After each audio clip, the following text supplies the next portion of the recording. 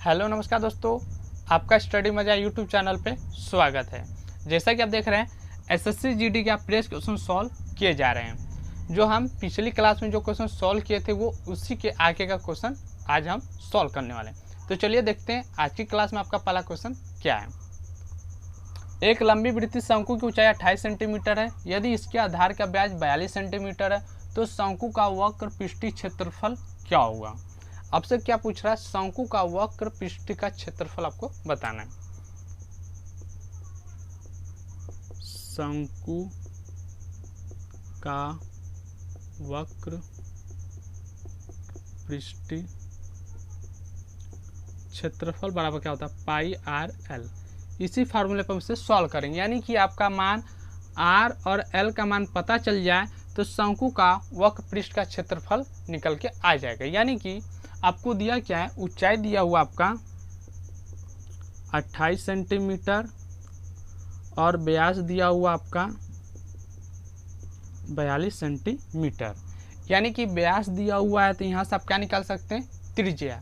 त्रिज्या कैसे निकलेगा, त्रिज्या यानी कि आर क्या, व्यास में अगर आप 2 से भाग देंगे तो आपका क्या निकल जाएगा, त्रिज्या। त्रिज्या कितना आ जाएगा, 21 सेंटीमीटर। कैसा है त्रिज्या, ये जो 42 में आप 2 से क्या किया, भाग दिए तो आपका क्या निकल के आ गया, त्रिज्या।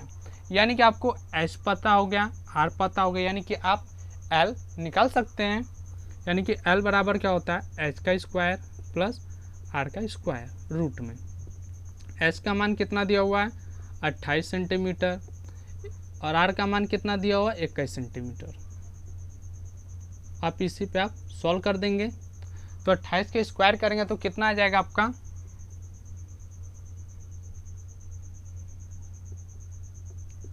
784। 21 के स्क्वायर करेंगे तो आपका आ जाएगा 441। अब इन दोनों को प्लस करेंगे, देखते हैं कितना आता है। तो ये आ जाएगा आपका 1225। यानी कि 1225 का किसका रूट मान निकल के आएगा बाहर, तो ये होता है 35 का। यानी कि 35 का जब स्क्वायर करेंगे आप, 35 का स्क्वायर जब करेंगे तो आपका मान इतना निकल के आ जाएगा। यानी कि आपको क्या पता हो गया, एल। एल आपका क्या हो गया, 35 सेंटीमीटर। यानी कि आपको 2 चीज़ पता चल गया, आर और एल पता करना था तो आर 21 है, एल 35 है। अब इसी फार्मूले पे हम रख देंगे, यानी कि पाई आर एल।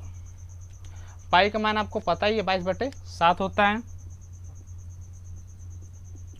त्रिज्या यानी कि आर कितना दिया हो, 21 इंटू एल 5। यानी कि इससे भाग देंगे, ये कितनी बार में जाएगा, 5 बार में। अब इस तीनों का मल्टीप्लाई करेंगे, देखिए कितना आता है।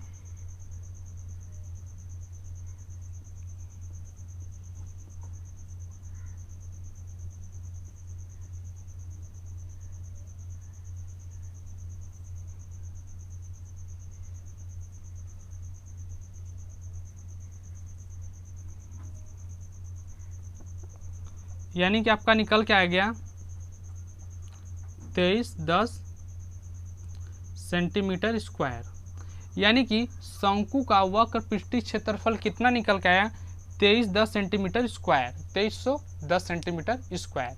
यानी कि आपका आंसर कौन सा सही है, तो ये आपका पहला ऑप्शन आपका सही है, 2310 सेंटीमीटर स्क्वायर। अब चलते हैं अगले क्वेश्चन की तरफ। अगला क्वेश्चन क्या कह रहा है, पहली वस्तु का क्रय मूल्य 480 रुपये है, दूसरी वस्तु का विक्रय मूल्य 480 है। यदि पहली वस्तु पर 20% का लाभ होता है तथा दूसरी वस्तु पर 20% की हानि होती है तो कुल हानि क्या होगी, ये आपको बताना है। यानी कि क्रय मूल्य ये है पहली वस्तु का और इस पर लाभ कितने का दे रहा है, तो 20% का लाभ दे रहा है। यानी कि क्रय मूल्य पर जब लाभ देंगे तो आपका क्या यहाँ से निकल के आएगा, विक्रय मूल्य यहाँ से आपका निकल जाएगा।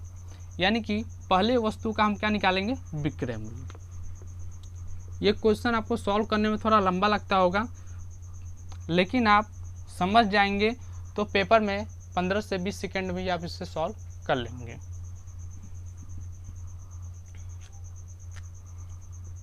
यानी कि यहाँ से आपका क्या निकल, पहली वस्तु का क्या निकल जाएगा, विक्रय मूल्य। क्योंकि क्रय मूल्य पे जब लाभ देते हैं तो ही आपका क्या निकलता है, विक्रय मूल्य।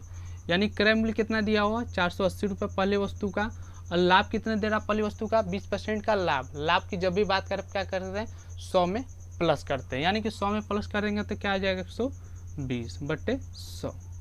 इससे ये चला जाएगा,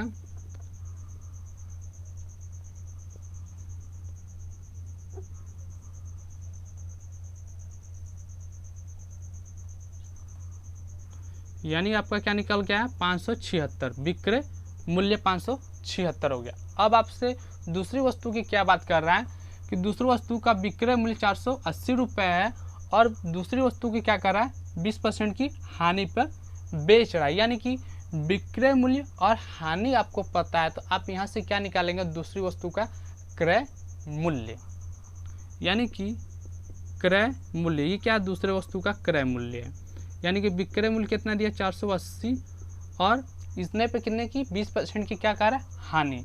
हानि की जब भी बात करता है आप क्या करते हैं 100 में से माइनस करते हैं, यानी कि 100 में से कितना माइनस कर देंगे 20, तो आपका क्या निकल के आएगा 80, यानी कि 100/80। एक बात ध्यान दें, विक्रय मूल्य जब भी आपको निकालना होता है तो लाभ को आप ऊपर रखते हैं और बट्टे में 100 रखते हैं। अगर आपको क्रय मूल्य जब भी ज्ञात करना होता है तो 100 को ऊपर रखते हैं और हानि जो होता है उसको आप नीचे रखते हैं। इससे ये गया, इससे ये गया 6 बार में, यानी आपका क्या निकल गया 600, यानी कि क्रय मूल्य क्या निकल गया 600। एक बार ध्यान दें, आप आपसे क्या पूछ रहा है कुल हानि कितनी है, यानी कि कोई आदमी एक वस्तु कितना 600 रुपये में खरीद रहा है और उससे उतने रुपए में बेच रहा है, इसको लाभ हो रहा है या हानि हो रहा है, आपको पता चल गया कि उसको हानि हो रहा है। अगर आप कोई सामान 600 रुपये में खरीद के लाएं, आप अगर इसे 576 रुपये में बेचेंगे तो क्या होगा, आपको हानि ही होगा ना। हाँ, आपको हानि होगा, यानी आपका आंसर क्या हो जाएगा 600 में से ये जब घटा देंगे तो आपका क्या निकल जाएगा हानि। तो टोटल हानि कितना हो जाएगा रुपये का आपका हुआ, तो 600 में से ये घटाएंगे तो 24 रुपये का क्या हुआ आपको हानि हुआ, यानी आपका आंसर कौन सा सही है, तो ये आपका दूसरा ऑप्शन आपका सही, 24 रुपये का आपका क्या हुआ हानि हुआ। अब चलते अगले क्वेश्चन की तरफ। अगला क्वेश्चन है मोहित तथा सुमित क्रमशः 66,000 तथा 84,000 निवेश के साथ व्यापार शुरू करते हैं। यदि वर्ष के अंत में 11 और 9 के अनुपात में लाभ कमाते हैं तो उनके द्वारा निवेश की गई पूंजी की समय अवधि का अनुपात क्या होगा, यानी समय अवधि का अनुपात आपको बताना है।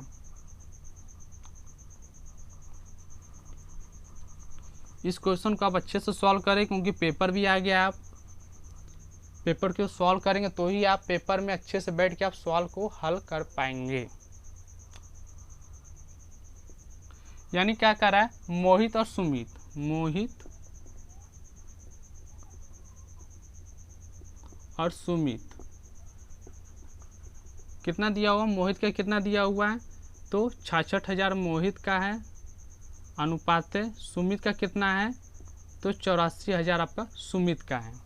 और आपसे क्या कह रहा है वर्ष के अंत में 11 और 9 का अनुपात में, यानी कि 11 किसका है मोहित का है और सुमित का कितना है 9 अनुपात है, यानी कि आप क्या करेंगे इसके बट्टे 11 रख देंगे और इसके बट्टे 9 रख देंगे। वर्ष के अंत में की बात कर रहा है 11 और 9 का अनुपात है। अब क्या करेंगे काटेंगे, इससे आपका ये चला जाएगा 11 से आपका चला जाएगा 6 बार और आपका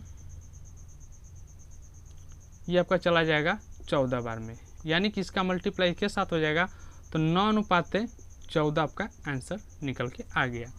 यानी कि समय अवधि का अनुपात कितना है तो 9 और 14 का, यानी कि आपका आंसर कौन सा सही है तो ये आपका दूसरा ऑप्शन आपका सही है। अब चलते हैं अगले क्वेश्चन की तरफ। अगला क्वेश्चन है एक थैले में सफ़ेद तथा पीली गेंद क्रमशः 12-17 के अनुपात में है। यदि कुल गेंदों की संख्या 116 है तो पीली गेंदें कितनी हैं, यानी कि जो पीली गेंदें हैं कितनी है 116 में से टोटल आपके पास, यानी कि पीली और सफ़ेद गेंदों को मिला के आपके पास 116 है, लेकिन आपसे पूछ रहा है पीली गेंदें इसमें से कितनी है। तो आप इसे किस तरह सॉल्व करेंगे, यानी कि पीली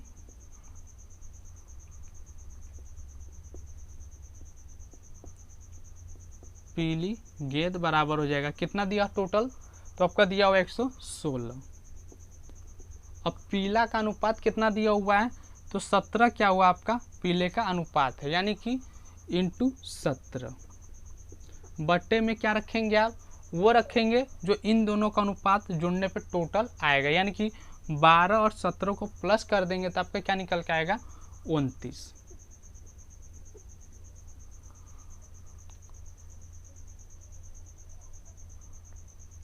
अब क्या करेंगे, पीली संख्या गेंद आपको निकालना था तो टोटल गेंद कितने थे आपके पास 116 थे, और इंटू पीली संख्या का जो अनुपात है ये रखें, और बट्टे में क्या रखते हैं, इन दोनों संख्याओं का अनुपात ले लेते हैं, यानी कि इससे आपका कितनी बार में चला जाएगा, यानी कि 4 बार में, यानी कि 17 इंटू 4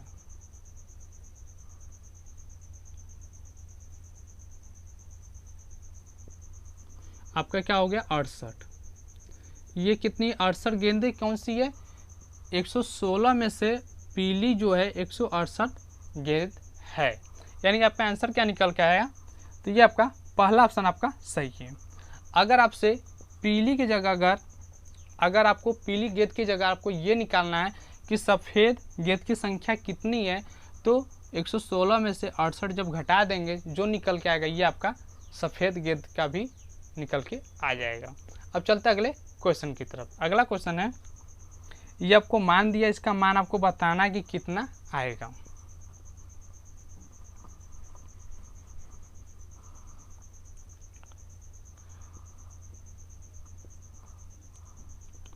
-528 -24 इंटू 4/3 का 25/7 भागा 1/2। ये इसको आपको मान सॉल्व करना है, यानी कि आप क्या करेंगे 528 इससे आप 3 से काट देंगे, ये चला जाएगा आपका 8 बार में, यानी कि ये आपका क्या निकल के आएगा 32 इंटू का ये कितना दिया 25 इंटू 7। और अगर भाग की जगह अगर आप गुणा का चिन्ह लगाएंगे तो आप क्या होंगे, इस संख्या को क्या कर देंगे पलट देंगे। सबसे आसान तरीका है इसे सॉल्व करने का, यानी कि भाग दिया है बट्टे में, जब भी भाग दिया है तो भाग की जगह आप क्या रख लेते हैं गुणा। गुणा जैसे ही करेंगे तो ये वाली जो संख्या होती है पूरी पलट जाएगी, यानी कि क्या हो जाएगा 2/1 हो जाएगा, ये आपका पलट जाएगा, यानी कि क्या हो जाएगा 2/1, यानी कि आप क्या हो जाएगा 528 -32 इंटू ये हो जाएगा 25 दूना 50/7। आप क्या करेंगे कॉमन अनुपात ले लेंगे तो यह हो जाएगा आपका 7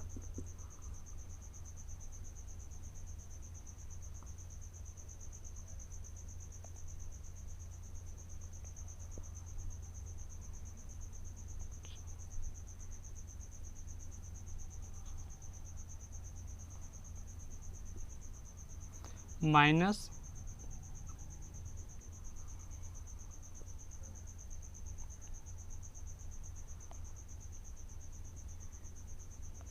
यानी कि आपका 3696 और 1600 निकल के आ गया। आप घटाएंगे तो आपका क्या निकल के आएगा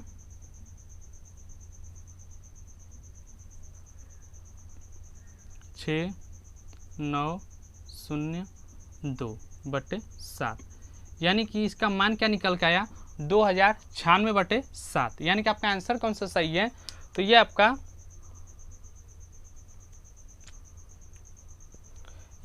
चौथा ऑप्शन आपका सही है।